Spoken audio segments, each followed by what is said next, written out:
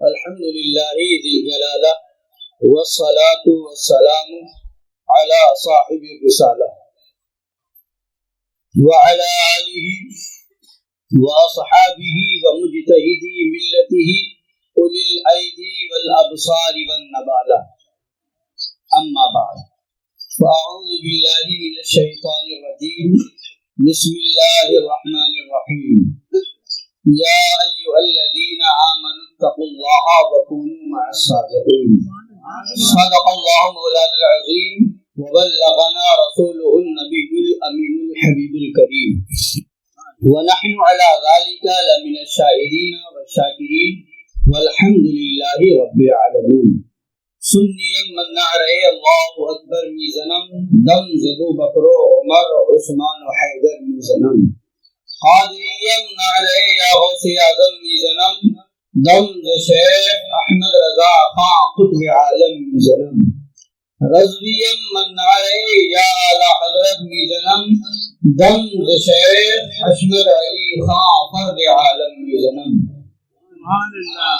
آئیے کچھ سننے اور سنانے سے پہلے ہم اور آپ مل کر اپنے آقا و مولا لمبے لمبے ہاتھوں سے بھیگ دینے والے، سنہری جالیوں میں آرام فرمانے والے، اندھیری قبر میں کام آنے والے، مقام والے لا مقام والے، عرب والے عجم والے، شفاعتی اہل الکبائر کا نغمہ نافذہ سنانے والے، میدان محشر میں ہم گناہگاروں سیاہکاروں بدکاروں کو بخشوانے والے، جہنم سے بچانے والے، جنت میں لے جانے والے، جام کوثر بھر بھر کے پلانے والے، پل صراط سے گزرتے وقت ہم گناہگاروں کے لیے رب سلم کی صدائیں لگانے والے، حضور احمد مجتبی جناب محمد رسول اللہ ارواحنا فدا صلی اللہ تعالی علیہ وعلی آلہ وسلم کی بارگاہ عرش فنا میں درود پاک کا نذرانہ محبت پیش کریں.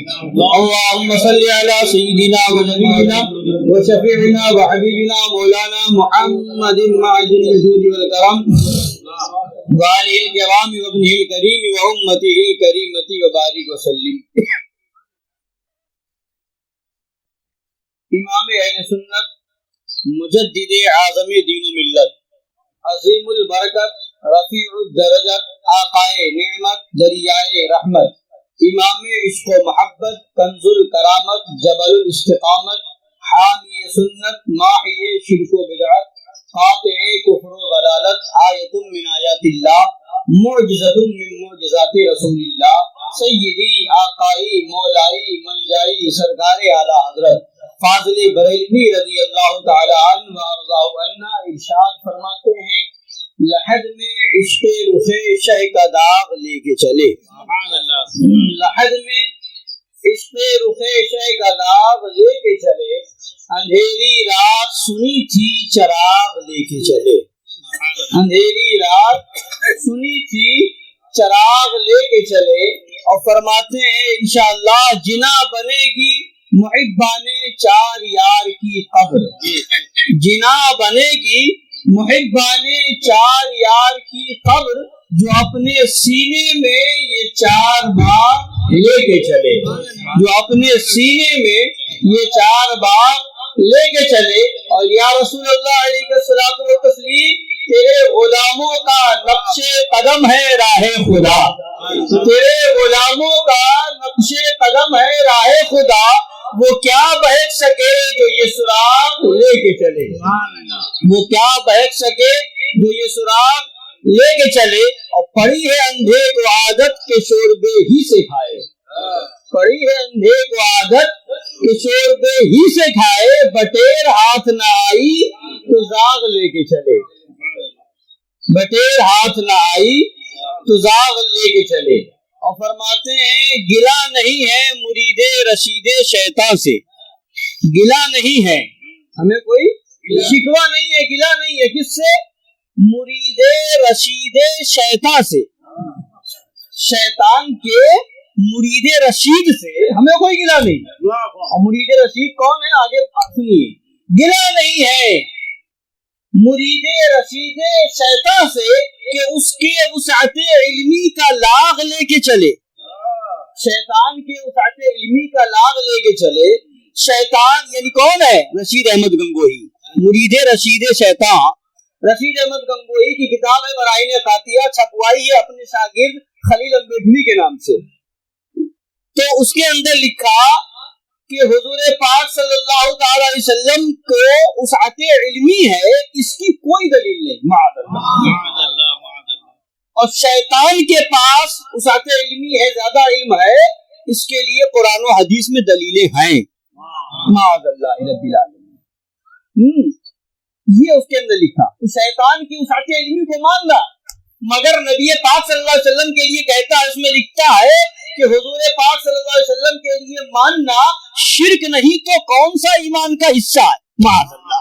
حضور کے لیے لکھ رہا ہے شرک نہیں تو کون سا ایمان کا حصہ ہے، اور شیطان کے لیے کہتا ہے کہ یہ تو قرآن و حدیث سے ثابت ہے. معاذ اللہ رب العالمین. یہ رشید احمد گنگوہی نے لکھا. تو اعلیٰ حضرت نے اسی کی ترجمانی کی ہے. فرماتے ہیں ہمیں کوئی گلہ نہیں، شکوہ نہیں ان سے کہ کیوں تم مان رہے ہو شیطان کے لیے وسعت علمی، نبی کے لیے کیوں نہیں مانتے ہو.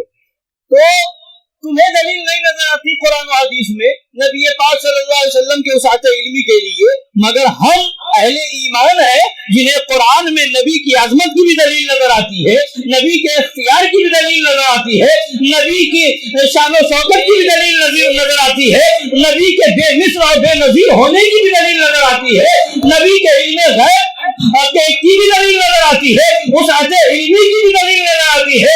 قرآن پاک میں خدا فرماتا ہے وَعَلَّمَكَ مَا لَمْ تَكُنْ تَعْلَمْ وَكَانَ فَضْلُ اللَّهِ عَلَيْكَ عَظِيمًا. اے محبوب جو نہ جانتے تھے اللہ نے وہ سب سکھا دیا، وہ سب سکھا دیا ہے. قرآن کہہ رہا ہے وَمَا هُوَ عَلَى الْغَيْبِ بِضَنِينٍ. نبی غیب بتانے میں بخیل نہیں ہے، نبی غیب بتانے میں بخیل نہیں ہے. بخیل نہیں ہے یہ کب بولا جائے گا؟ کسی کے پاس 1 روپے یا 1 وقت کا کھانے کا نہ ہو، کوئی آ کر کے سوال کرے کچھ دے دو، وہ نہ دے تو اسے بخیل نہیں کہا جائے گا. جب ہے نہیں تو دے گا کہاں سے، تو اسے بخیل نہیں کہا جائے گا. دولت اکٹھا کیے ہوئے ہے، سرمایہ اکٹھا کیے ہوئے ہے، سرمایہ دار ہے، دولت مند ہے، پھر کوئی آ کر کے بھکاری بھیک مانگے اور پھر بھی نہ دے، کسی کی حاجت میں کام نہ آئے، حاجت برآری نہ کرے، تو کہا جائے گا بڑا بخیل ہے. 1 روپے خرچ نہیں کرتا ہے تو اب بخیل نہیں ہے. اب اگر دیتا رہے، غریب آ رہا ہے اسے دے رہا ہے، حاجت مند آ رہا ہے اسے دے رہا ہے، ضرورت مند آ رہا ہے اسے دے رہا ہے، کوئی سوالی سوال کر رہا ہے اس کے سوال کو پورا کر رہا ہے، تو اب کہا جائے گا بخیل نہیں ہے. بتا دیا خدا نے میرا نبی غیب بتانے میں بخیل نہیں ہے، یعنی نبی کے ساتھ غیب کا خزانہ بھی ہے اور غیب بانٹتے بھی ہے. یہ غیب بانٹ بھی رہے ہیں، صدیق اکبر کو دے رہے ہیں، فاروق اعظم کو دے رہے ہیں، عثمان غنی کو دے رہے ہیں، مولا علی کو دے رہے ہیں، غوث اعظم کو دے رہے ہیں، امام اعظم کو دے رہے ہیں، غریب نواز کو دے رہے ہیں، صابر پاک کو دے رہے ہیں، وارث پاک کو دے رہے ہیں، حضور اعلیٰ حضرت کو دے رہے ہیں، مظہر اعلیٰ حضرت کو دے رہے ہیں، حضور مشاہد ملت کو دے رہے ہیں. بارگاہ آقا سے غیب کا خزانہ بانٹا جا رہا ہے. اگر اس بات پر تبلیغ کی جائے تو کئی مہینے کم پڑ جائے کہ اللہ کے نبی کی بارگاہ سے ہمارے بزرگوں کو جو غیب کا خزانہ ملا ہے وہ کتنا ہے. کرام غوث اعظم کی تاریخ پڑھو پتا چلے گا غوث اعظم کو کیسا علم غیب تھا. غریب نواز کی تاریخ پڑھو پتا چلے گا غریب نواز کو کیسا علم کا خزانہ تھا. صابر پاک کی تاریخ پڑھو پتا چلے گا صابر پاک کو کتنا علم غیب تھا. آپ جا کر کے سرکار نظام الدین اولیاء کی تاریخ پڑھو پتا چلے گا کتنا علم غیب تھا. خواجہ قطب الدین بختیار کاشی کی تاریخ پڑھو وہاں بھی علم غیب نظر آئے گا. حضرت گرامی تو علم اولیاء کو علم غیب ملا ہے تو بارگاہ نبی سے ملا ہے. تو خدا کا یہی ہے در نہیں اور کوئی مفر جو وہاں سے ہو یہی لاتے ہو جو یہاں نہیں تو وہاں نہیں.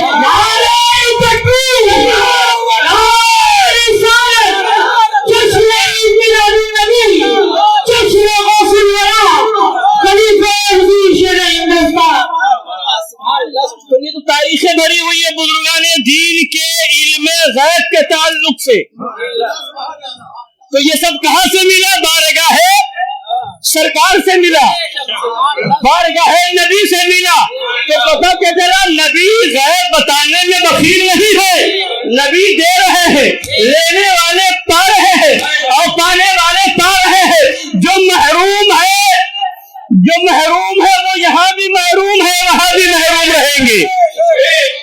تو ہمیں گلہ نہیں، اعلیٰ فرماتے ہیں گلہ نہیں ہے مرید رشید شیطان سے، گلہ نہیں ہے مرید رشید شیطان سے کہ اس کے وسعت علمی کا لام لے کے چلے۔ کیوں گلہ نہیں؟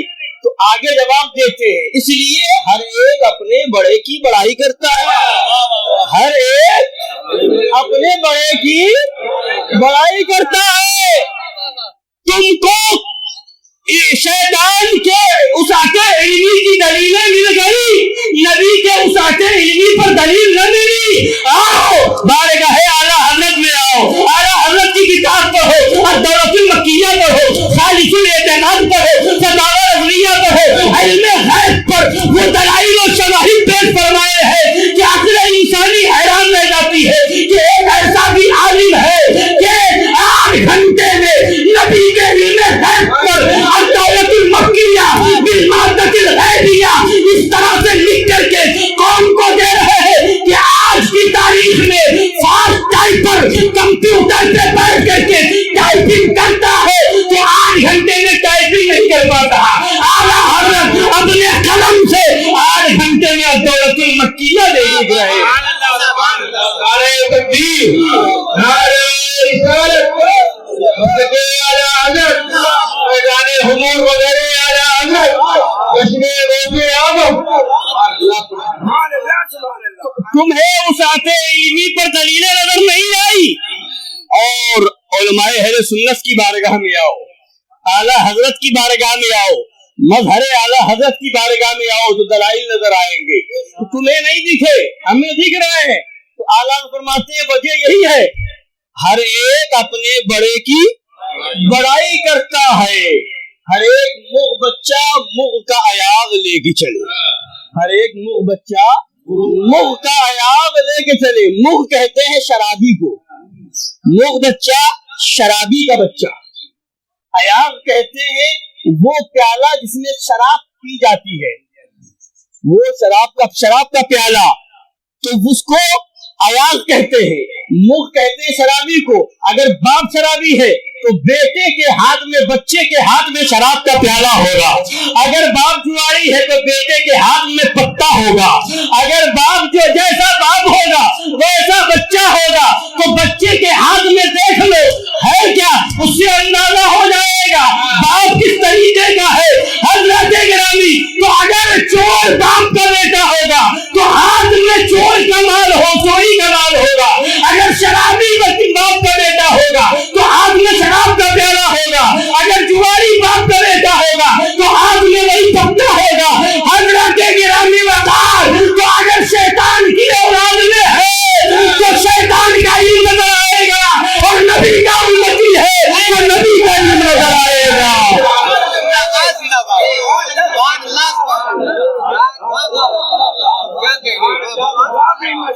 عشق محبت، عشق محبت، عشق محبت، عشق محبت، لگے لگے گلی گلی، لگے لگے گلی گلی، باطل کا کر خاتمہ، باطل کا کر خاتمہ۔ علم غیب پر اعتراض، حاضر و ناظر ہونے پر اعتراض، نبی کے بے مثل و بے مثال ہونے پر اعتراض، نبی کے اختیار و پاور پر اعتراض، اور اس کے بعد بھی یہ عقل کے اندھے کہتے ہیں ہم نبی کے امتی ہیں، معاذ اللہ رب العالمین۔ شرم آنی چاہیے، جس کو تم نے بڑا مانا اس کے لیے تمہیں دلیلیں نظر آ گئی، جسے ہم نے بڑا مانا اس کے لیے ہمیں دلیلیں نظر آتی ہے۔ ابھی آپ نے حافظ عمران صاحب سے سنا کہ سرکار مظہر اعلیٰ حضرت کی منقبت سنی کہ وہ مظہر اعلیٰ حضرت کی ذات تھی کہ حضور سرکار مفتی اعظم ہند شہزادے اعلیٰ حضرت نے فرمایا جو 150 علماء مل کر کے کام نہ کر سکے وہ تنہا شیر دیش اہل سنت نے کر کے دکھایا. سوال کیسا بھی ہوتا تھا جواب مظہر اعلیٰ حضرت کی بارگاہ سے ملتا ہوا نظر آتا تھا. حضرت گرامی وقار علم غیب پر بات ہو تو جواب مظہر اعلیٰ حضرت دے رہے ہیں, حاضر و ناظر پر بات ہو تو جواب مظہر اعلیٰ حضرت دے رہے ہیں. بڑے بڑے وہابیوں دیوبندیوں سے غیر مقلدوں سے شیعوں سے جب بھی مناظرے کی بات آئی, آریہ پنڈی سے مناظرے کی بات آئی, عیسائیوں سے مناظرے کی بات آئی تو سرکار مظہر اعلیٰ حضرت ہر جگہ نظر آئے ہیں. مظہر اعلیٰ حضرت کے مناظروں کی وہ تاریخ ہے کہ اگر اس پر گفتگو کی جائے تو کئی راتیں کم پڑ جائے اور وہ باتیں کی جائے, مگر مختصراً جب بات آئی تو میں ایک جھلک دکھلاتے ہوئے نکل رہا ہوں. حضرت گرامی وقار سرکار مظہر اعلیٰ حضرت کیسا جواب دیا کرتے تھے اور کیسا دندان شکن جواب دیتے تھے. ایک ایسا واقعہ آپ کو سناؤ. ایک جگہ سرکار مظہر اعلیٰ حضرت شیر دیش اہل سنت رضی اللہ تعالیٰ عنہ خطاب فرما رہے ہیں اور وہاں اسٹیج پر محدث اعظم ہند بھی موجود ہے, مفتی آگرہ بھی موجود ہے اور بحر العلوم مفتی عبد المنان صاحب قبلہ بھی موجود تھے. بیان کرتے ہیں کہ اس منتقی کرتے ہوئے حاضر و ناظر پر گفتگو ہو رہی ہے کہ میرے نبی حاضر و ناظر ہے, ہر جگہ حاضر و ناظر ہے, اور اس پر مظہر اعلیٰ حضرت نے آیت کریمہ پڑھی النبی اولا بالمؤمنین من انفسہم, نبی مومنوں کے جان سے زیادہ قریب ہے. نبی مومنوں کی جان سے زیادہ قریب ہے. تقریر ہو رہی تھی تو جہاں جہاں مومن ہے ہر جگہ نبی ہے. جب جان اتنی قریب کہ ہمیں نظر نہیں آتی, جان سے زیادہ نبی قریب ہے تو جہاں جب ہم ہے تو جان ہے, ماننا پڑے گا.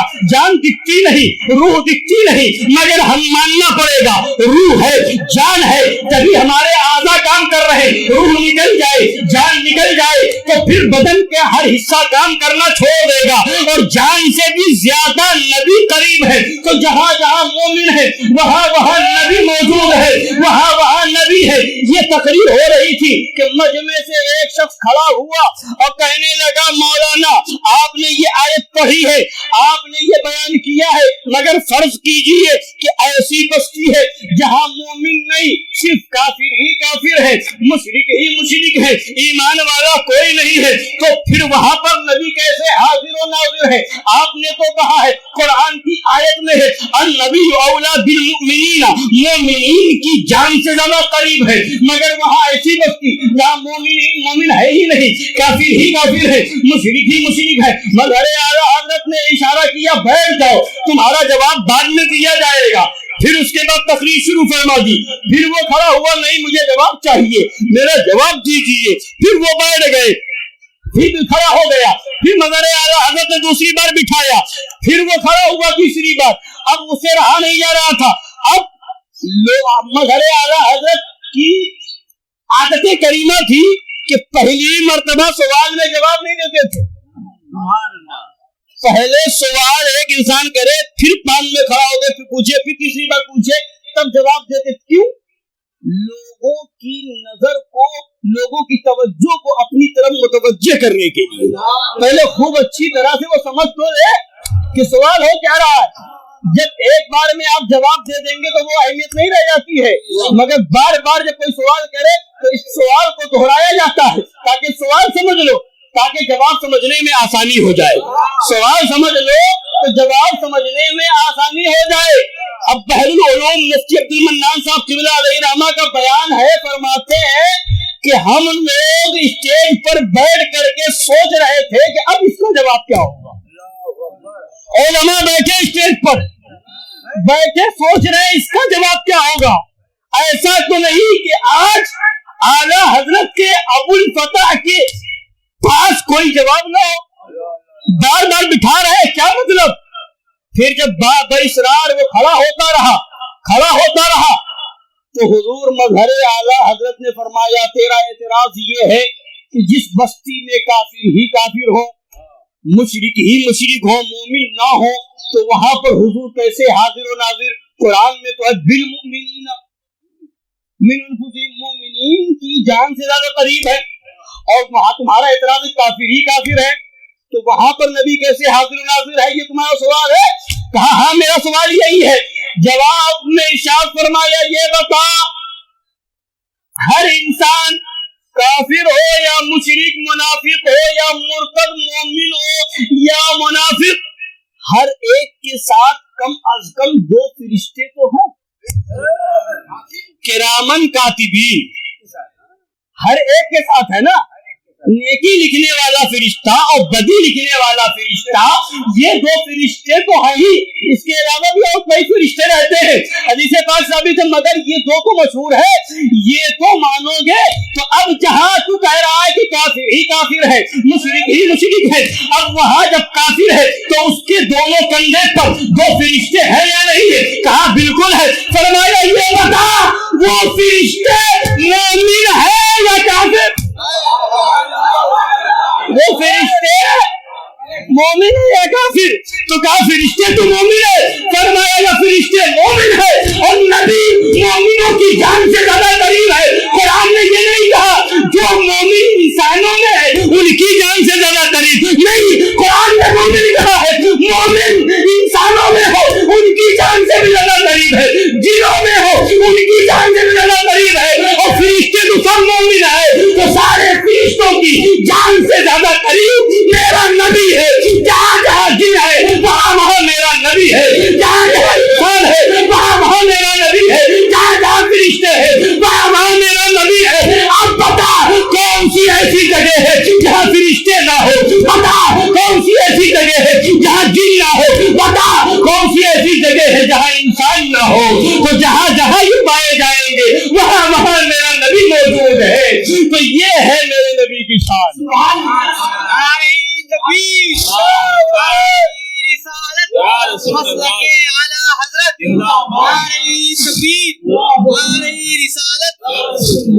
حضرت گرامی مظہر اعلیٰ حضرت کی بات اگر تفصیل سے کی جائے تو بہت وقت لگے گا تو یہ ایک بات یاد آ گئی تو ہم نے وہ بیان کر دی کچھ لوگ کہتے ہیں ان حشمتیوں کے پاس رد کے علاوہ کچھ نہیں ہے شادی کا موقع ہے وہابیوں کا رد کر رہے ہیں شادی کا بیان ہی نہیں کر رہے ہیں ان حشمتیوں کے پاس رد کے علاوہ کچھ نہیں انہیں صرف رد کرنا آتا ہے تو ہم نے ایک جگہ کہا کہ ہمیں صرف رد کرنا آتا ہے اور تمہیں یہی نہیں آتا ہے ہمیں رد کرنا آتا ہے اور تمہیں یہی نہیں آتا ہے تم ہر موضوع پہ بول لو گے اور یہاں تمہاری پھپھو ہوگی اور ہم کسی موضوع پہ بولے نہ بولے نبی کے وفادار غلام ہونے کا ثبوت دیں گے اور اعلان کریں گے دشمن احمد پہ شدت کیجیے ملحدوں کی کیا مربت کیجیے غیظ میں جل جائے بے دینوں کے دل یا رسول اللہ کی خدمت کیجیے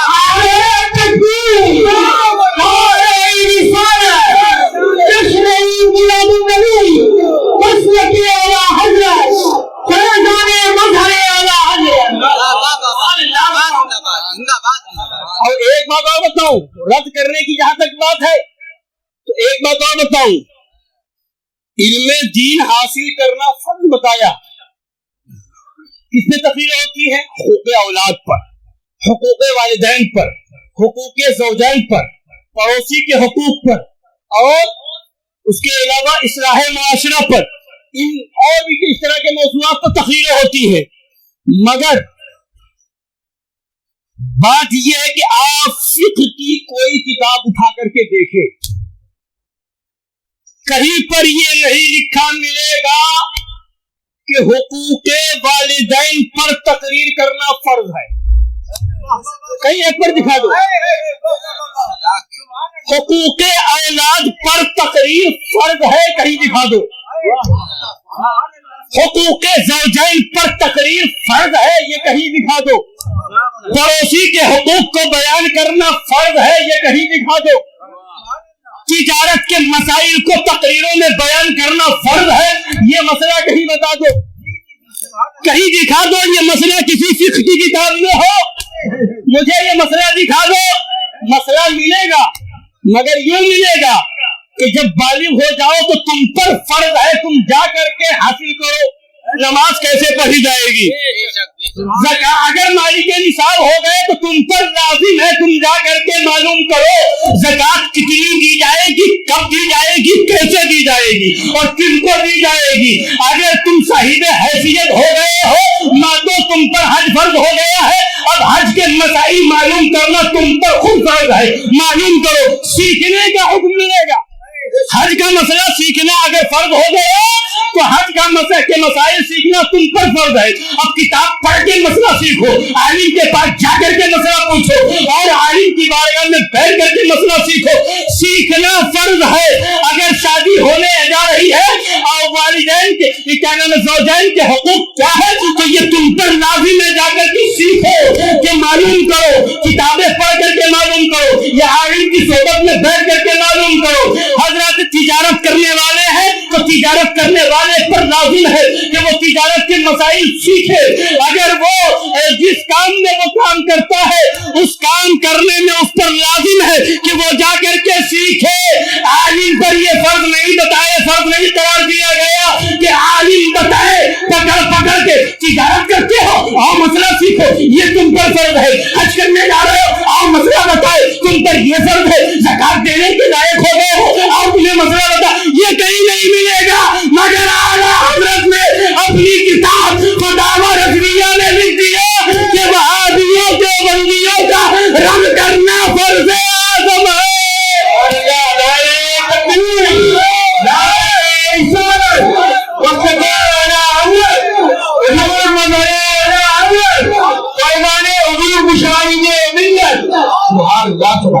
تجارت کرنے والا تجارت کے مسائل معلوم کرے، شادی کرنے والا زوجین کے حقوق معلوم کر لے، بیٹا ہے والدین کے حقوق معلوم کرے، والد اور والدہ ہے تو وہ اولاد کے حقوق معلوم کرے، پڑوسی کے حقوق معلوم کرنا ہے تو معلوم کرے۔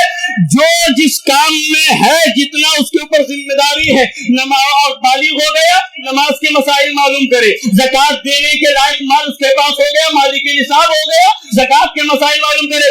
یہ ان لوگوں پر فرض ہے، جا کر کے سیکھے۔ مگر کہیں پر دکھاؤ کہ اعلیٰ حضرت نے یا کسی بزرگ نے لکھا ہو تقریر میں مسائل زکات بیان کرنا فرض ہے، مسائل حقوق زوجین بیان کرنا فرض ہے، حقوق اولاد بیان کرنا فرض ہے، حقوق والدین بیان کرنا فرض ہے، کہیں ایک جگہ دکھا دو۔ مگر رد وہابیہ فرض ہے تو فرض ادا نہ کرو۔ ہم اس لیے بیان کرتے ہیں کہ فرض ہے ہم پر۔ تجارت کرنے والے آئے مسئلہ پوچھے ہم بتائیں گے، شادی کرنے والے آئے حقوق زوجین ہم سے پوچھے ہم بتائیں گے، والدین آئے حقوق اولاد پوچھے ہم بتائیں گے، بیٹا آئے حقوق والدین پوچھے ہم بتائیں گے، پڑوسی آئے حقوق پڑوسی پوچھے ہم بتائیں گے۔ مگر ہم پر جو لازم کیا گیا تم پر لازم ہے تم پوچھو، اور ہم پر یہ لازم ہے کہ ہم یہ بتائیں۔ اب مجمع میں کچھ وہ لوگ ہوں گے، مجمع میں کچھ وہ لوگ ہوں گے جن کی شادی نہیں ہوئی ہے تو حقوق زوجین بھی ان پر لازم نہیں۔ کچھ وہ لوگ ہوں گے جو تجارت کرتے ہیں اور دوسرے کام نہیں کرتے تو ان پر دوسرے کام کے مسائل معلوم کرنا ضروری نہیں۔ کچھ وہ لوگ ہوں گے جو تجارت کر رہے تو ان پر لازم ہے تجارت کے مسائل معلوم کریں۔ کچھ وہ لوگ ہیں جو زکات کے مسائل، جو زکات دینے کے اہل نہیں، غریب ہے، مالک نصاب ہے تو ان پر بھی لازم نہیں کہ ابھی وہ جانے، مگر جب ہو جائیں گے جانا لازم ہے۔ تو یہ ان پر لازم کیا گیا، تو جن پر لازم ہے وہ تو سو رہے ہیں، جن پر لازم ہے وہ تو سو رہے ہیں، اور ہم پر جو لازم ہے ہم ان کو بھول جائیں اور مسئلے بتائیں۔ مسئلہ بتانے کے لیے مدرسہ بھی ہے، مدرسہ بتانے کے لیے درسگاہ بھی ہے، مسئلہ بتانے کے لیے قیام گاہ بھی ہے، جب چاہو مسئلہ معلوم کر لو، کبھی منع نہیں کیا گیا۔ اور جب یہ بات آ رہی ہے کہ آج اصلاح معاشرے پہ تقریریں ہو رہی ہے، آج ہر طرح کی بیانات ہو رہے ہیں، مگر جگہ جگہ آپ ڈھونڈ کر کے دیکھیں تو آج پہلے جو سنیت تھی کیا آج وہ سنیت ہے؟ جو پہلے لوگوں کا ایمان مضبوط تھا آج ویسے مضبوط ایمان والے ہیں؟ یہی آپ کانپور کی تاریخ کو ہیں، یہی کانپور ہے، یہی پٹکا پور کی سرزمین ہے۔ جب مولوی اشرف علی تھانوی یہاں امامت کرنے کے لیے پٹکا پور کی جامع مسجد میں آیا تو اس نے میلاد شریف میں بھی شرکت کی، کھڑے ہو کر کے صلاۃ و سلام بھی پڑھا۔ رشید احمد گنگوہی نے جب اعتراض کیا تو تذکرۃ الرشید میں موجود ہے، اشرف علی تھانوی نے جواب دیا کہ اگر میں صلاۃ و سلام پڑھنے سے انکار کروں گا اور میلاد شریف میں جانے سے انکار کروں گا تو لوگ مجھے وہابی کہہ کر کے نکال دیں گے۔ 90 جگہ تو میں بہانہ بنا لیتا ہوں، 90 جگہ، کبھی بیماری کا، کبھی تھکان کا، کبھی کسی چیز کا 90 جگہ بہانہ بنا لیتا ہوں، 10 جگہ شرکت کر لیتا ہوں، سمجھ رہے؟ اور اگر نہیں جاؤں گا تو لوگ وہابی کہہ کر کے نکال دیں گے، اور جتنی تنخواہ یہاں مل رہی ہے دوسری جگہ نہیں ملے گی۔ یہ رشید احمد تذکرۃ الرشید میں یہ اشرف علی تھانوی کا خط چھپا ہوا موجود ہے۔ تو یہی کانپور ہے کہ اشرف علی تھانوی جب آیا تھا تو اسے یہ خطرہ تھا سلام نہیں پڑھوں گا لوگ وہابی کہہ کر کے نکال دیں گے، اس کو یہ خطرہ تھا میلاد شریف میں نہیں جاؤں گا لوگ وہابی کہہ کر کے نکال دیں گے۔ مگر آج کی تاریخ دیکھو، جگہ جگہ تمہیں وہابی دکھ رہے ہیں، محلے محلے میں وہابی دکھ رہے ہیں، گلی گلی میں وہابی دکھ رہے ہیں، تو پتا کیا چلا؟ اس وقت یہ خدر مجھے تھا، آج اتنے وہابی بڑھ گئے تو پہلے اتنا ضروری نہیں تھا، اس سے زیادہ ضروری آج ہو گیا ہے کہ گلی گلی میں رد وہابیہ ہو، محلے محلے میں رد وہابیہ ہو، جگہ جگہ رد وہابیہ ہو، ہر ایک مسجد سے رد وہابیہ ہو، ہر ایک مدرسے سے رد وہابیہ ہو، ہر ایک خانقاہ سے رد وہابیہ ہو۔ اور سنو انجام بھی بتا دوں، انجام بھی بتا دوں، کل قیامت کے دن جواب سب کو دینا ہے، مرنا سب کو ہے، چاپلوسی کر کے پڑھنے والا شاعر ہو یا چاپلوسی کر کے تقریر کرنے والا مقرر ہو یا چاپلوسی سیٹھیوں کی اور سیکریٹری کی چاپلوسی کر کے امامت کرنے والا امام ہو یا مدرس ہو، جب مرنا سب کو ہے اور جواب سب کو دینا ہے، مگر انشاءاللہ رد کرنے والے بچ جائیں گے۔ آپ کہیں گے یہ کیسے؟ اور منہ میں دہی جمانے والے پھنس جائیں گے۔ بنی اسرائیل کا زمانہ ہے، بنی اسرائیلیوں پر حکم نازل ہو گیا کہ سنیچر کے دن، یوم السبت، سنیچر کے دن مچھلی کا شکار نہ کریں، یہ حکم الہی تھا، حرام ہو گیا تھا۔ مگر جب وہ سمندر کے پاس جاتے سنیچر کے دن تو مچھلیاں خوب نظر آتی اور ان کے منہ میں پانی آتا کہ آج اتنی مچھلی نظر آ رہی، باقی دنوں میں اتنی مچھلی نظر نہیں آتی ہے، سمجھ رہے ہیں؟ تو اب سوچتے کیا کیا جائے، آج تو مچھلی زیادہ نظر آ رہی ہے، مشیت الہی۔ اب ایک گروہ نے کیا کیا، طریقہ نکالا، ہیلا اور بہانہ، جیسے آج کل طریقہ نکالا جاتا۔ ارے حدیث پاک میں نبی نے فرما دیا لا تآکلوہم ولا تشاربوہم ولا تجالسوہم ولا تناکحوہم، حدیث پاک کے اندر فرما دیا ان کے ساتھ کھاؤ نہیں، ان کے ساتھ پیو نہیں، ان کے ساتھ بیٹھو نہیں، حدیث پاک میں نبی نے فرما دیا۔ اب جیسے آج ہیلا اور بہانہ نکالا جاتا، ہم گئے تھے مگر وہابی دوسرے ٹیبل پہ تھا، ہم دوسرے ٹیبل پہ بیٹھے تھے، ساتھ میں کہاں کھا رہے؟ جیسے بہانہ نکالا جاتا ہیلا اور ہم گئے تھے مگر کوئی دکھا نہیں تھا، ہم تو پہچانتے نہیں ہیں، اور ایسا ہے ویسا ہے وغیرہ وغیرہ بہانے نکالے جاتے ہیں۔ تو ویسے ہی ہیلا اور بہانہ نکالنے والے تھے، ان لوگوں نے کیا کیا کہ سمندر سے ایک راستہ بنایا پانی آنے کے لیے، اور تھوڑی دور پر ایک گڈھا کھودا، اور اس کے بعد ادھر سے راستہ کھل گیا، پانی کے ساتھ مچھلیاں بھی آتی اور گڈھے میں رک جاتی، پھنس جاتی۔ اب اس کے بعد یہ جب گڈھا بھر جاتا تو اس کو باندھ دیتے، اس کو باندھ دیتے، جب باندھ دیا جاتا پھر اس کے بعد دوسرے دن جا کر کے اتوار کے دن اس میں سے مچھلیاں نکال لیتے۔ تو یہ گروہ ایسا ہوا، یہ طریقہ، وہ کہتا تھا کہ یہ شکار تھوڑی ہے، ہم نے تو خالی پانی کا راستہ بنایا اب پانی ادھر آیا, مچھلیاں بھی آ گئی, تو ہم نے اس دن تھوڑی مچھلیاں پکڑ لی, ہم تو اتوار کے دن جا کر کے پکڑ رہے. یہ ہیلا نکالا, بہانا. دوسرا گروہ آیا, کہا کہ نہیں یہ طریقہ بھی غلط ہے, یہ طریقہ بھی غلط ہے, کہ یہ بھی شکار کا ایک طریقہ ہے. شکار آپ کر لی, آپ کرتے ہیں, مچھلی کو شکار کر لیا, آپ کے قبضے میں مچھلی ہو گئی, اب آج پکائیں, کل پکائیں, پرسوں پکائیں, آپ کی مرضی, مگر شکار ہو گیا. تو اسی طریقے سے جیسے وہاں آپ نے قبضے میں کر لیا, یہاں بھی راستہ نکال کر کے گڈھے میں جب کر لیا, تو یہ بھی ایک طرح سے مچھلیاں آپ کے قبضے میں ہو گئی. یہ بھی شکار کا طریقہ ہے. ایک طبقہ کرنے والا تھا, ایک طبقہ منع کرنے والا تھا, اور ایک طبقہ بیچ کا. ایک طبقہ جو نہ کرتا تھا نہ منع کرتا تھا, جو نہ شکار کرتا تھا اور نہ منع کرتا تھا, یہ بیچ کا طبقہ تھا. اسی کو آج بیچ والے کو کہہ لیجیے سنا کلی.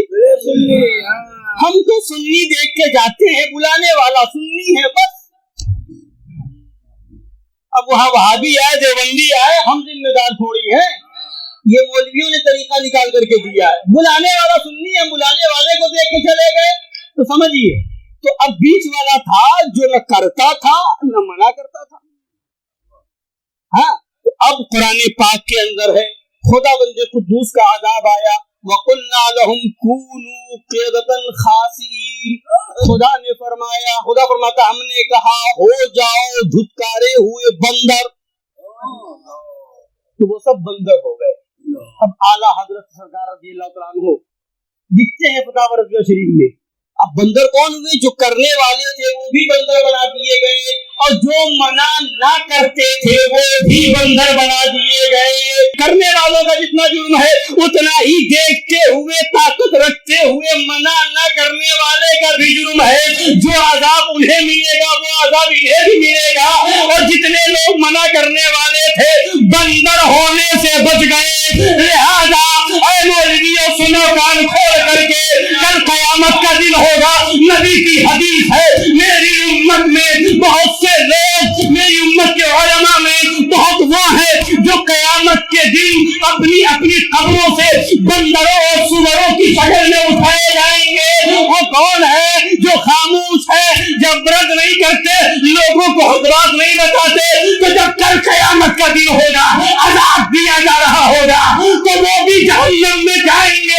اور شیخوں کی چاپلوسی کر کے رد سے بچنے والے مولوی بھی جہنم میں ٹھوسے جائیں گے. ہم تو کہہ دیں گے مولا اعلیٰ حضرت نے مشن دیا تھا, ہم نے بتا دیا تھا, سونا جنگل رات اندھیری کھائی بدلی کالی ہے, سونے والوں جاگتے رہیو, چوروں کی رکھوالی ہے, آنکھ سے کاجل صاف چرا لے, یا وہ چور بنا کے ہے, تیری گٹری کاٹی ہے اور تو نے نیند نکالی ہے.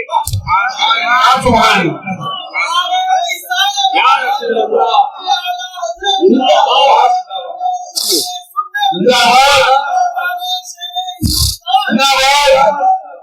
حضرات گرامی, وقت کم ہے, ٹھنڈی کا موسم ہے, اور کل ان کی بارات بھی ہے.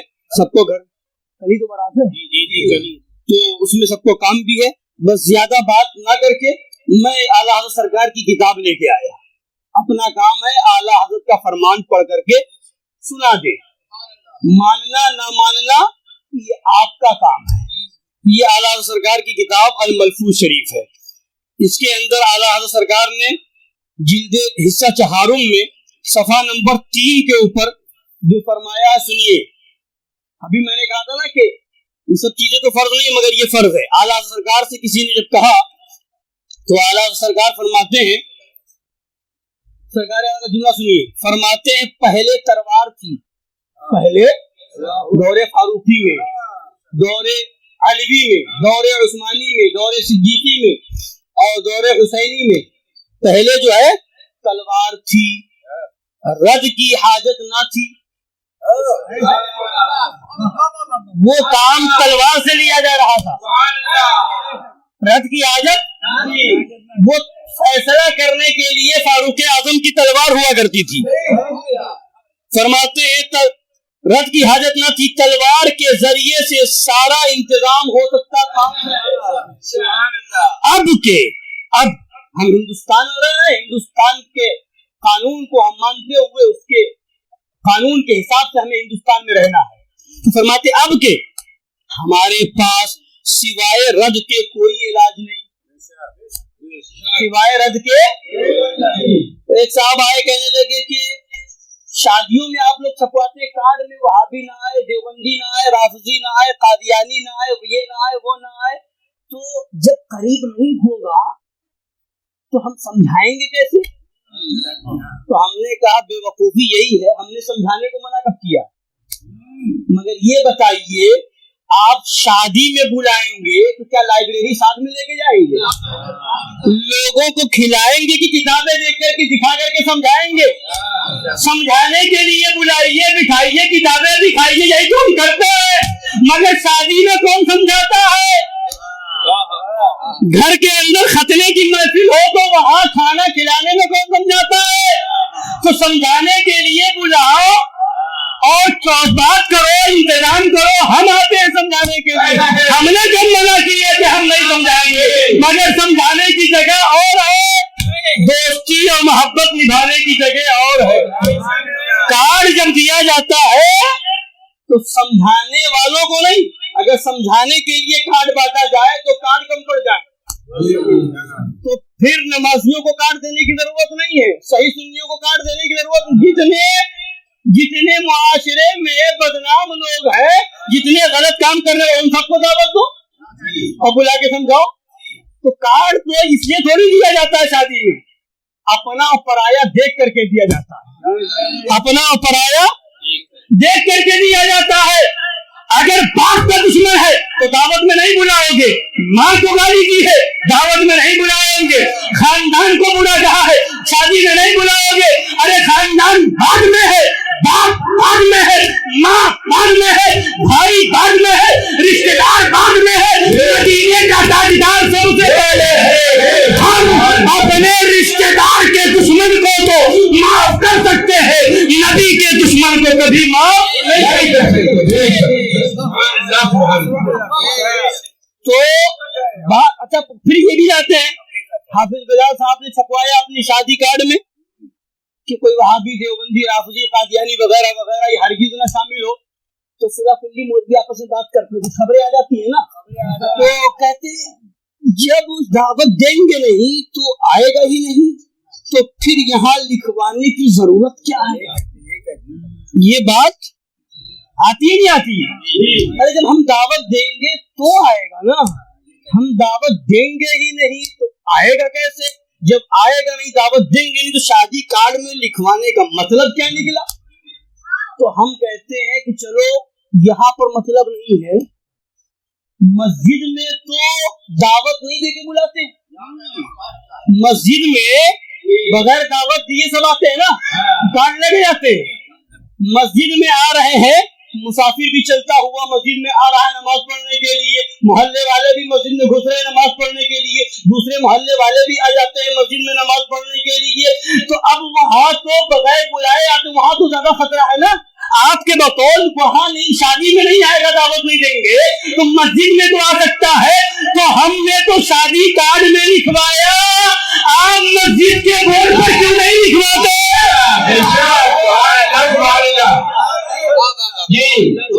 जहाँ तुम्हें खतरा हो वहीं लिखवा दो, मस्जिद के बोर्ड पे लिखवा दो।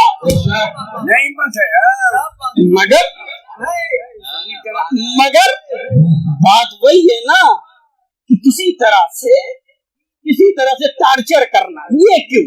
रद्द करे, मना हो वहाबियत का, रद्द किया जाए देवबंदियत का, पेट में दर्द हो सुलह कुल्ली मौलवियों, तकलीफ हो सुलह कुल्ली ईमानों को। अब सुनिए हम क्यों लिखवाते हैं, वही बताते क्यों लिखवाते। ये तो साबित है शरीयत से, हुक्म शरा से, कानून शरा से साबित है क्या कि बदमज़हब बद्दीन गुस्ताखे रसूल की जितनी मजम्मत और बुराई हो सवाब है, सवाब है, ثواب ہے کہ نہیں ہے؟ اب بتا دوں مسئلہ آپ کو کیسے ثواب ہے. دیوبندیوں وہابیوں کو جلانا بھی ثواب ہے. اب مسئلہ سنیے, شریعت کا مسئلہ. یہ علماء بیٹھے خف جو چمڑے کا موزہ ہوتا ہے نا, اس کو ٹھنڈی کے دن لوگ پہنتے ہیں, وضو بنا کر کے پہن لیجئے, اور اس کے بعد جب وضو کی ضرورت پڑے آپ کو تو پورا وضو ویسے کیجیے جیسے کرتے ہیں. پیر دھلنے کی باری آئے تو پیر میں سے موزہ نکال, خف نکال کر, چمڑے کا موزہ نکال کر کے, ضروری نہیں کہ آپ پیر دھلیں, اس کے اوپر سے مسح کر لیجئے, دونوں پیر کے اوپر وضو ہو جائے گا, وضو ہو جائے گا. اور اگر وہ چمڑے کا موزہ اتار کر کے دھل لے تو یہ زیادہ بہتر ہے. مسح کرنے میں وضو ہو جائے گا, ثواب کم ملے گا, اور اتار کر کے پیر دھلے تو اس میں ثواب زیادہ ملے گا. اس میں ثواب کم, اس میں ثواب زیادہ. یہ مسئلہ ہے, یہ مسئلہ شریعت کا ہے. اب سنیے, رافضیوں کے نزدیک, شیعوں کے وہاں مسح خفین کے اوپر مسح جائز نہیں. رافضیوں کے وہاں مسح کرنے سے وسا نہیں ہوگا, اتارنا پڑے گا, پیر دھونا پڑے گا, تب ان کے وہاں وضو ہوگا. اب علماء فرماتے ہیں کہ اگر آپ نارمل اپنے گھر میں یا کہیں آئے جہاں کوئی رافضی نہیں ہے تو اب وہاں پیر سے موزہ اتار کر کے دھونے میں ثواب زیادہ ہے, مسح میں ثواب کم ہے. مگر ایسی جگہ وضو بنا رہے جہاں کوئی رافضی دیکھ رہا ہے, ان کے وہاں جائز نہیں ہے, تو ان کو جلانے اور چڑھانے کے لیے اب موزہ اتارو نہیں, اسی کے اوپر مسح کر لو, اس میں ثواب زیادہ ہے.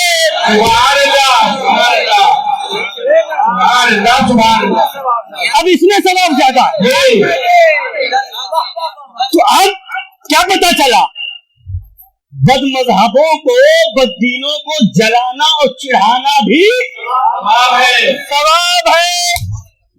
تو اتنا تو مانو گے کہ جب ہم نے کارڈ میں چھپوایا تو جتنے اس قسم کے تھے ان کو مرچیں لگی.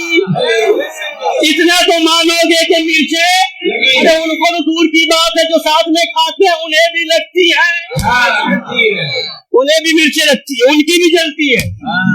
تو جلانا ثواب, ہم نے کارڈ میں لکھ کر کے جلایا تو بولو ثواب کے مستحق ہوئے یا بھیگار. تو ہم نے تو لکھ کر کے ثواب حاصل کر لیا. شادی کارڈ چھپوانا کوئی ثواب کا کام نہ تھا. شادی کارڈ چھپوانا کوئی ثواب کا کام نہ تھا, مگر جب یہ لکھوا دیا تو اب ثواب کا کام ہو گیا. اب جب یہ لکھوا دیا تو ثواب کا کام ہو گیا. تو ہم یہ لکھوا کر کے ثواب کما رہے ہیں. ہماری قسمت میں ہے ہم کما رہے ہیں, اور تمہاری قسمت میں نہ ہو نہ کماؤ. بہرحال تو فرماتے ہیں اعلیٰ سرکار کہ اب کہ ہمارے پاس سوائے رد کے کوئی علاج نہیں, رد کرنا فرض ہے. یہ اعلیٰ سرکار نے الملفوظ شریف میں یہی فرمایا, فراور شریف میں یہی فرمایا کہ فرض اعظم ہے. اب آگے سنیے, سرکار اعلیٰ حضرت حدیث شریف نقل فرماتے ہیں, حدیث میں ارشاد ہوا اذا ظهرت الفتن او قال البدع ولم يظهر العالم علمه فعليه لعنة الله والملائكة والناس اجمعین لا يقبل الله منه صرفا ولا عدلا. جب فتنے یا بد مذہبیاں ظاہر ہوں اور عالم اپنا علم ظاہر نہ کرے تو اس پر اللہ اور فرشتوں اور تمام آدمیوں کی لعنت, اللہ نہ اس کا فرض قبول کرے نہ نفل. جب بد مذہبیاں پھیلے تو رد کرنا فرض ہے, اور جو عالم نہیں کرے گا اس کا فرض بھی قبول نہیں, نفل بھی قبول نہیں. تو اسی لیے تو ہم کہتے ہیں نماز پیچھے اس امام کے کہنے سے پہلے دیکھو امام رد کرنے والا ہے کہ نہیں.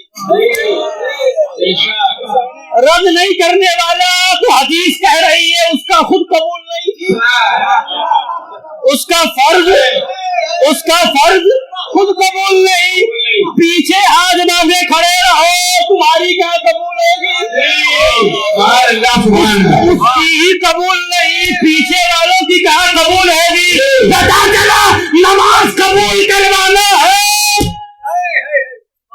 تو امام دیکھو کہ رد وہابیہ کرتا ہے کہ نہیں. सूरह कुल्लियों के पीछे पढ़ते रहो, कोई कबूल नहीं, कोई कबूल नहीं, उसकी नहीं कबूल, तुम्हारी क्या कबूल है?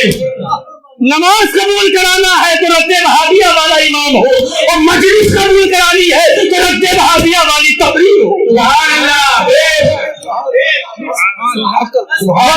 इस पर भी आप बताता, मैं आपको इस पर भी दलील देता, मगर बात दिल में आ गई है, बता दूं मुख्तसर तौर पर। यही बाराबंकी की सरजमीन है, सैयद खानदान है, ये बाजिदपुर वगैरह गांव पड़ता है, उसके करीब में सैयद खानदान है। वहां के लोग 11वीं शरीफ करते थे सैयदजादे, और अब्दुल शकूर काकोरवी लखनऊ का था, वो अपने आप को सुन्नी जाहिर करता था, उन लोगों ने बुला लिया। अब उसके बाद सैयद साहब सोए, 11वीं शरीफ कर ली, तकरीर अब्दुल शकूर काकोरवी की करवाई, लंगर कराया, खिलाया पिलाया। अब जब सोए तो गालिबन सरकार गौसे आजम तशरीफ लाए और फरमाया तुम्हारी महफिल कबूल नहीं, फिर करवाओ। फिर दूसरी बार भी कराया और पता नहीं चल पाया क्यों कबूल नहीं, फिर उसी को बुला लिया। फिर उसके बाद फिर जब सोए तो फिर ख्वाब देखा कि तुम्हारी महफिल कबूल नहीं, फिर करवाओ। फिर तीसरी बार जब दूसरी बार जब ख्वाब देखा तो फिर कहा किसी और को बुलाया जाए।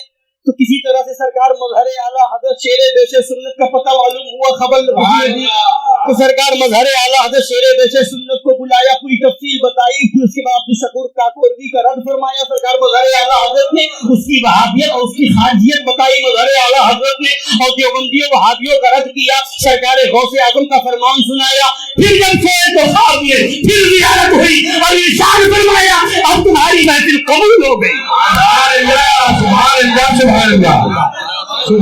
नमाज कबूल कराना हो तो इमाम देखो रद्दे वहाबिया करता है कि नहीं, और महफिल कबूल करानी हो तो कभी देखो रद्दे वहाबिया करता है कि नहीं। हदीस पाक फरमाते हैं, फिर फरमाया सरकार आला हजरत ने, इमाम सईद इब्न जुबैर रज़ियल्लाहु तआला अन्हु रास्ते में तशरीफ लिए जाते थे, एक बदमज़हब मिला, इमाम से कहा मैं कुछ अर्ज करना चाहता हूँ। फरमाया मैं सुनना नहीं चाहता। उसने कहा सिर्फ एक बात, आपने छुंगलिया के पहले पोरे पर अंगूठा रखकर फरमाया वला निस्फ़ कलिमतिन, छुंगलिया ये है और ये अंगूठा ये है, ये पोरे पर पहले पोरे पर अंगूठा रख करके फरमाया वला निस्फ़ कलिमतिन, फरमाया कि आधी बात भी नहीं सुनूंगा, एक बात की बात कर आधी भी नहीं सुनूंगा।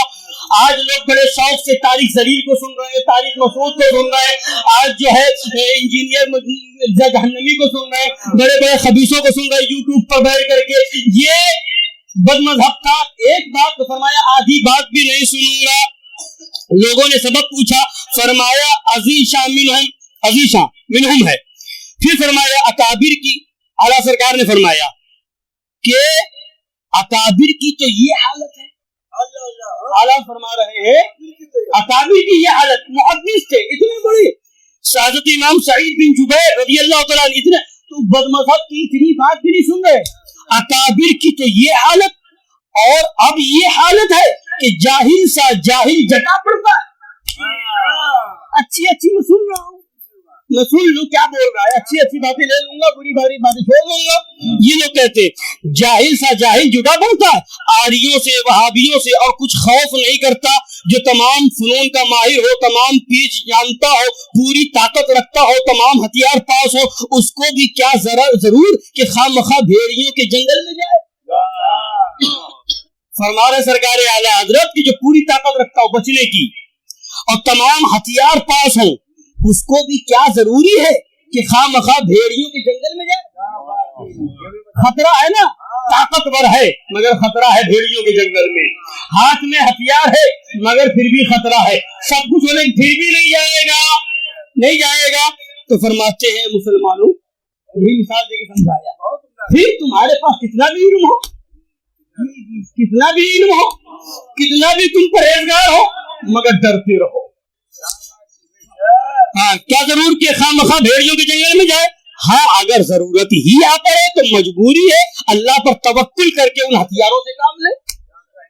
जब जरूरत पड़ जाए तब तो ये उलमा के लिए, वो भी माहिर उलमा, جو پیچھو ہم جانتے ہو ان وہابیوں دیوبندیوں کو ہر عالم کو بھی اجازت نہیں دی سرکار اعلیٰ حضرت نے کہ وہابیوں دیوبندیوں کی کتاب پڑھے یا ان کی تقریریں سنے.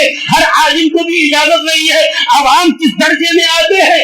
اعلیٰ حضرت فتاوی رضویہ شریف میں فرماتے ہیں وہابیوں دیوبندیوں کی کتاب تقویۃ الایمان اور بہشتی زیور کا پڑھنا زنا اور شراب خوری سے بڑھ کر کے گناہ ہے.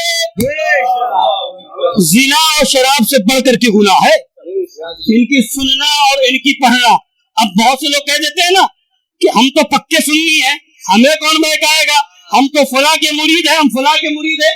اب اس پر بھی سن لیجیے. اعلیٰ حضرت سرکار اسی حصہ کے اندر صفحہ 49 پہ فرماتے ہیں, سنیے, فرماتے ہیں نجات منحصر ہے اس بات پر کہ ایک ایک عقیدہ اہل سنت و جماعت کا ایسا پختہ ہو کہ آسمان و زمین ٹل جائے اور وہ نہ ٹلے. عقیدہ اہل سنت میں ایسا پختہ ہو کہ آسمان و زمین ٹل جائے اور وہ نہ ٹلے. اب آگے سنیے. پھر اس کے ساتھ, اس کے بعد بھی, پھر اس کے ساتھ ہر وقت خوف لگا ہو. ہر وقت خوف لگا, کبھی شیطان بہکا نہ دے, کہیں ایسا تو شیطان بہکا نہ دے. ہر وقت خوف لگا ہو. علماء کرام فرماتے ہیں جس کو سلب ایمان کا, یعنی ایمان کے جانے کا, جس کو سلب ایمان کا خوف نہ ہو مرتے وقت اس کا ایمان سلب ہو جائے گا. علماء فرماتے ہیں جس کو ایمان کے جانے کا خطرہ, ہم چلے آگے سننی تھے, بلانے والا ایسا تھا, اب تو لوگ اپنی کرسی بچانے کے چکر میں اور اپنی پارٹی بچانے کے چکر میں اور اپنی امیج خراب نہ ہو اس چکر میں, لوگ برا نہ کہیں اس چکر میں, لوگ ہمیں طنز نہ کرے کہ بڑا پکا سننی ہے, یہ سننی بچا, یہ سب باتیں سننے کو نہ ملے اس لیے جانا پڑتا ہے, ملنا پڑتا ہے, کھانا پڑتا ہے, بیٹھنا پڑتا ہے, یہ سب باتیں. تو فرماتے ہیں جس کو ایمان جانے کا خوف نہ ہو مرتے وقت اس کا ایمان سلب ہو جائے گا. سیدنا فاروق اعظم رضی اللہ تعالیٰ عنہ فرماتے ہیں اگر آسمان سے ندا کی جائے کہ تمام روئے زمین کے آدمی بخش دیے گئے مگر ایک شخص, تو میں خوف کروں گا کہ وہ شخص میں ہی نہ ہوں. فاروق اعظم فرما رہے ہیں. اور اگر ندا کی جائے روئے زمین کے تمام آدمی دوزخی ہیں سوائے ایک شخص کے, تو میں امید کروں گا کہ وہ شخص میں ہی ہوں. وہ شخص میں ہی ہوں. خوف و رجا کا مرتبہ ایسا معتدل ہونا چاہیے. پھر سرکار اعظم نے فرمایا خیر یہ تو حصہ حضرت عمر کا تھا رضی اللہ تعالیٰ, لیکن کم سے کم ہر مسلمان کو اتنا تو ہونا ہی چاہیے کہ صحت و تندرستی کے وقت خوف غالب ہو اور مرتے وقت رجا, امید. صحت کے وقت, تندرستی کے وقت ڈرتا رہے کہیں شیطان کا حملہ نہ ہو جائے, کہیں ایمان چلا نہ جائے, کہیں ہمارا ایمان خطرے میں نہ آ جائے, ڈرتا رہے. اور جب موت کا وقت آئے تو خدا پہ بھروسہ رکھو, انشاءاللہ ایمان پر ہی خاتمہ ہوگا, سرکار کی دستگیری ہوگی. اب اسی سے ایک عبارت اور سنا دیتا ہوں, اپنی بات مکمل کرتا ہوں. درود پاک پڑھ لیجیے. صلی اللہ علیہ نبی الامی وآلہ صلی اللہ علیہ وسلم, صلاۃ و سلام علیک یا رسول اللہ صلی اللہ تعالی علیہ وسلم. بس ایک عبارت سن لیجیے. فرماتے ہیں کہ ایک عالم کا انتقال ہو گیا, عالم دین کا انتقال ہو گیا.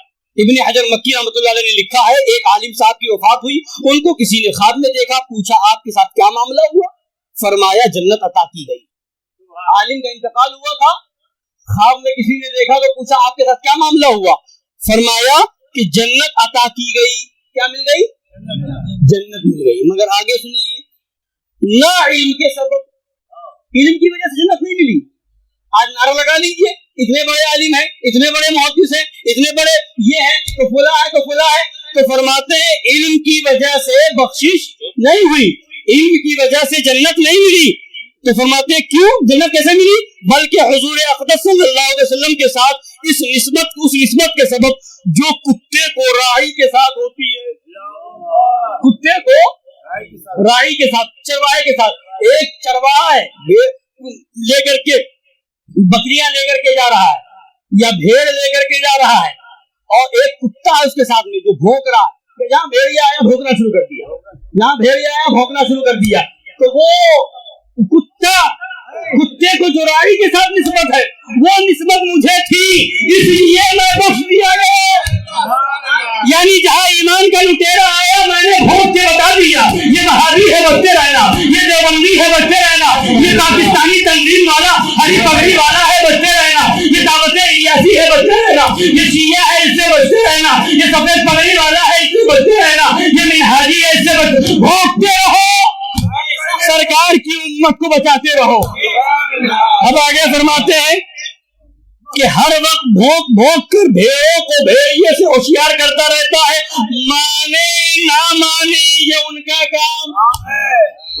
سرکار نے فرمایا کہ بھونکے جاؤ بس اس قدر نسبت کافی ہے. بس بھونکے جاؤ, بتاتے رہو وہابی ایسے ہیں, دیوبندی ایسے ہیں, رافضی ایسے ہیں, قادیانی ایسے ہیں, دعوتی ایسے ہیں, بتاتے جاؤ اس قدر نسبت کافی ہے. اب آگے آپ کا جملہ سنیے, آخری جملہ ہے, لاکھ ریاضتیں لاکھ مجاہدے اس نسبت پر قربان. ریاضت پر ریاضت کرنے والوں, مجاہدوں پہ مجاہدہ کرنے والوں, تسبیحیں گانے والوں, اعلیٰ حضرت فرماتے ہیں لاکھوں ریاضتیں لاکھوں مجاہدے اس نسبت پر قربان. غزل وہابیہ پر قربان. جس کو یہ نسبت حاصل ہے, ابھی جملہ سنیے, جس کو یہ نسبت حاصل ہے اس کو کسی مجاہدے کسی ریاضت کی ضرورت نہیں. اللہ تعالیٰ اسی پر رکھے, اسی پر خاتمہ بالخیر نصیب فرمائے. آمین. السلام علیکم ورحمۃ اللہ.